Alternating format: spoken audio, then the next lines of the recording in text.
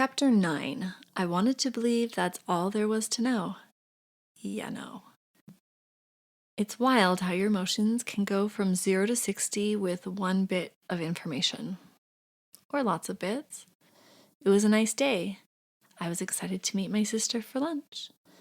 That morning, I was going to go with Lark to the lady parts doctor's office. I knew that she was planning to get an IUD. The pill wasn't working well for her. She was in her early 20s, and I was well acquainted with the fact that she wasn't playing along with the Mormon belief of abstinence before marriage. And honestly, I was fine with that. It was not my fave, but I respected her being an adult and agent unto herself. We get there and get put in a room. I tell her that I'll be wherever she's most comfortable to have me during her visit. It's just the two of us. Kind of awkward, but I wanted to let her know that I loved her and was there for her no matter what. Then she tells me more of her sexual history dating back to high school. My mind was blown by how much I didn't know. She had hidden so much from me, even though I told her we assumed that she and her high school boyfriend of several years were doing everything, which surprised her that we weren't so naive. I asked her why she hid so much from us, and Bestie, this is where my heart really broke.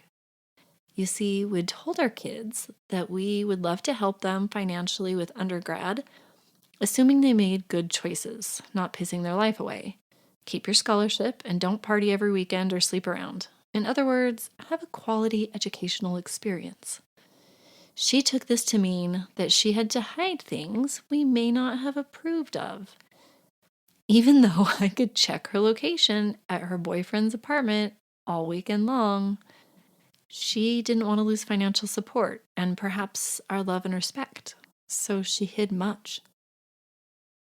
Therefore, she didn't have our emotional support, the most important kind. I rarely feel regret these days, but this was one of those times. Our rules had put her more at risk because she didn't want to follow them.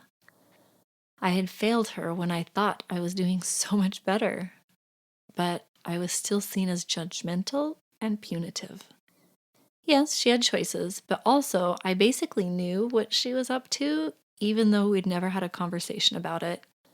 I really didn't want to know. I didn't want to have those awkward moments.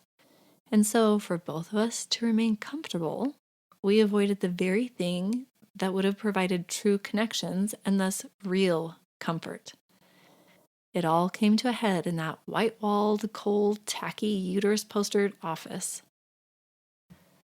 One of my favorite things about Lark is her big, forgiving heart. We held each other and cried. We expressed our love and gratitude to have been blessed with each other as mother and daughter. We forgave each other. It was beautiful and painful. I thought I was such a bomb mom because I had done so much self-work. I thought I did everything right. I thought I knew everything. I thought we were close. I thought we'd already had the forgiveness conversation. I thought I had made peace with her choices. Turns out I had no idea. And off to lunch we went. Fun times. As previously stated, I can't hide my emotions whatsoever. My sister knew I was a mess the moment she saw me. She loved me and Lark and didn't press us. It took me a while to recover from the hurt of seeing myself more clearly. Being told what my gut already knew she was up to, and more. I knew that I didn't want to look away, shove the blame on her, or spin in self-blame. I was smart enough at this point to know none of that would help either of us. So what's the next move? One that's emotionally healthy when you're struggling. Feel the suck. And yeah, it sucks. I didn't like that I had co-created this lack of honesty and therefore missed being able to really help my baby. It stung to have my short-sighted and neglectful perspective shown to me in such a way. But I stayed on that raw, original plane of pain. This is trickier than it sounds.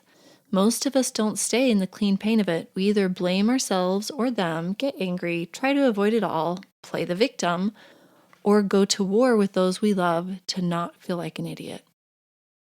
Try it out and see what you think. Just sit in the ouch. Explore it. Seek to understand how it physically feels and how it's okay to have it, and how you can have grace for yourself and others while you process the experience. It will ebb and flow. This is all perfect. Don't see the emotions as a problem, but rather a sign of having a human experience. Even Christ, who really was perfect, if you ascribe to Christian philosophy, felt betrayed, belittled, sad, misunderstood, angry, and asked to not have to feel all the feels. It really is the deal to feel the entire spectrum of human emotion, good and ouchy. Making peace with however you're feeling and not trying to escape it by shifting into resentment, frustration, or blaming you or them helps the experience be less painful and shorter in duration. And when you can't be in that peaceful place, love yourself all the same. I wrote this just a few months ago, full coach brain and also still human. May 8th, 2023. Change of mind. I want to crawl out of my skin. I want to climb into bed and disappear. I am no good. My kids hate me. If I were to disappear and anyone noticed, they'd be fine, except they'd have to do their own crap and make their own meals. That's my whole purpose for them. I'm not a person with feelings and ideas and hopes and intelligence. I'm just a really helpful object. Maybe this is how God feels sometimes? Probs not, because he's perfect. I know I'm making it about me, but full victim mode, and I could even see it, but I couldn't process and move through it right then. Don't worry, friend, I'm fine. Really. Mom, you don't need to call and tell me how precious I am. Or you could. I love hearing from you, and I love how you always write back to my coaching emails with love and encouragement. I include this entry to show you how life sometimes sucks for everyone, and nobody gets a pass. We all have a stupid human brain that pulls shiz like this on us. Not fun, but shows us where we still have some work to do. It took me a little bit of time to want to give up the victim role. In a weird way, being the victim is comforting, powerful, safe, but it never feels good. I'm somewhat stubborn, and when I'm stuck, I usually have to sit there for a day or more before I say, fine, I guess I'll do the work, let it go, whatever needs to be done. It's okay if you're like me and sometimes want to play the victim. I get it, that's why we're friends. The important thing here is that I could see it for what it was. So when I was ready, I knew what to do. This is a tricky spot that many people need help with the first few times. I'm here for you if you want, my friend. In this chapter, there is not a step, but a reminder that if you think you've arrived, are woke, done, and ready for vacay the rest of your life, you're just not seeing clearly. We've never arrived, and the process isn't linear. Our flow is often interrupted. What we anticipate may or may not happen, and life can still be beautiful. Slow down. It's not a race. There isn't a destination. Pause and look around. If the fact that my story not containing a step in this chapter bugs you, then I'm speaking directly to you. I'm guessing that this happens all over your relationships and thought processes. And this is the exact work I mean to point out to you. Also, I love you, and it's okay if this is you. The point is to love and feel love, to grow and evolve and help others do the same should they want to. Work when you can and rest when you need to. Both places are necessary for progress. Let's look a little deeper at this concept. I've coined a new term for us to consider.